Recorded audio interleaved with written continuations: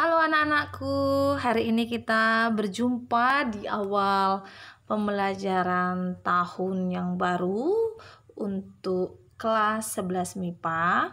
Perkenalkan, Ibu Miss Rita Manulang mengajar kalian dalam materi matematika peminatan di kelas 11 MIPA.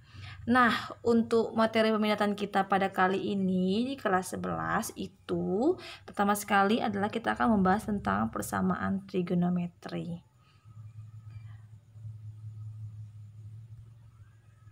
Nah, kita harus paham dulu tentang kompetensi dasar yang akan kita pelajarin.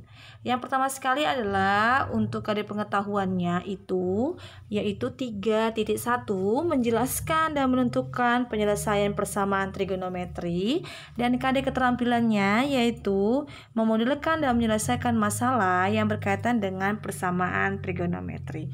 Jadi, dua KD ini akan kita pelajari di bagian awal masuk tahun ajaran baru ini. Mohon anak-anak aku untuk mempersiapkan diri masing-masing ya. Nah, indikator pencapaiannya apa? Yang pertama, nanti dalam persamaan trigonometri ini kita akan mampu menentukan penyelesaian persamaan sederhana trigonometri dalam bentuk sinus, kosinus, tangen. Dan nanti pada akhirnya jika ada suatu masalah soal, kita bisa memodelkan masalah tersebut menjadi masalah trigonometri yang mudah kita pecahkan. Begitu.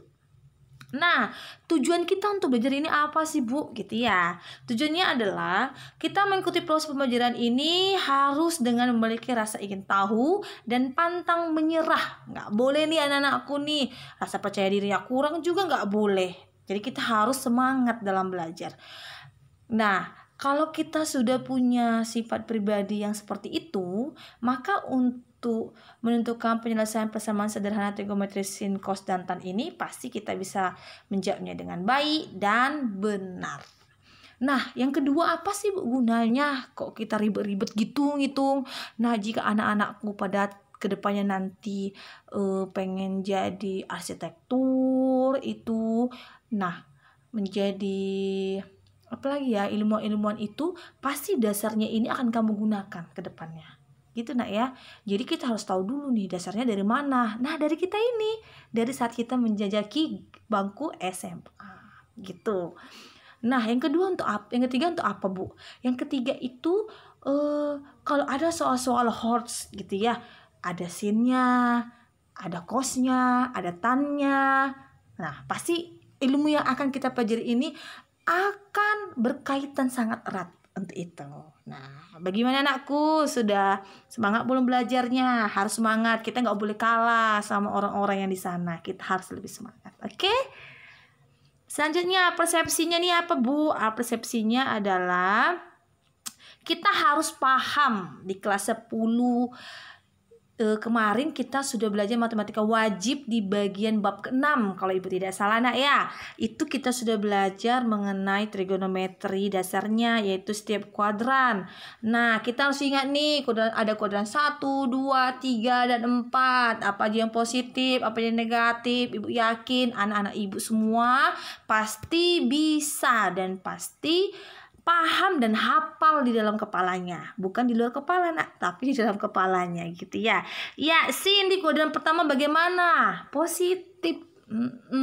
Benar.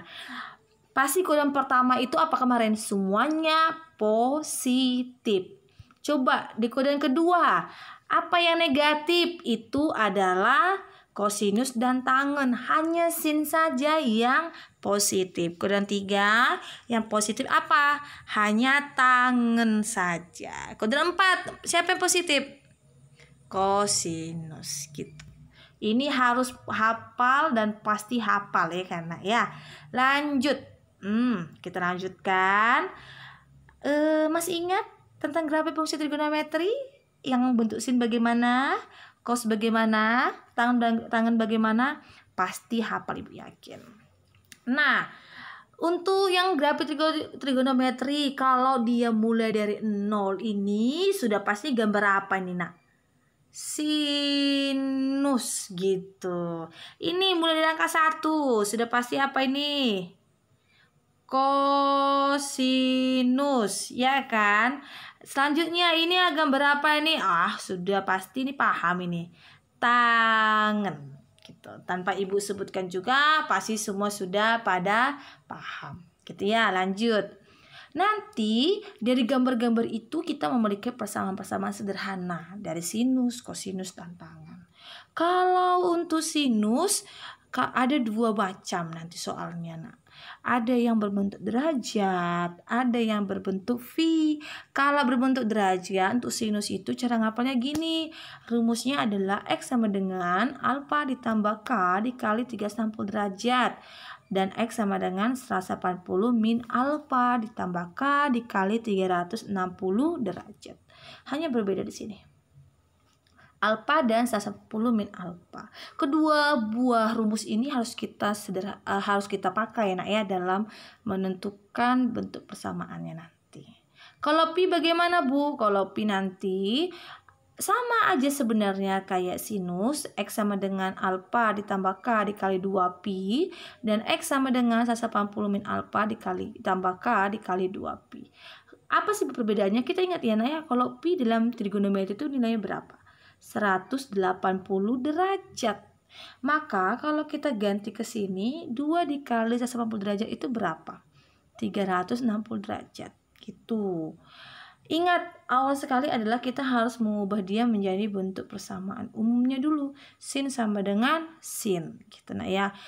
A ini apa nanti? Sudut yang akan kita temukan. Dan K ini apakah? Adalah anggota bilangan bulat. Bilangan bulat masih ingat di SMP atau SD.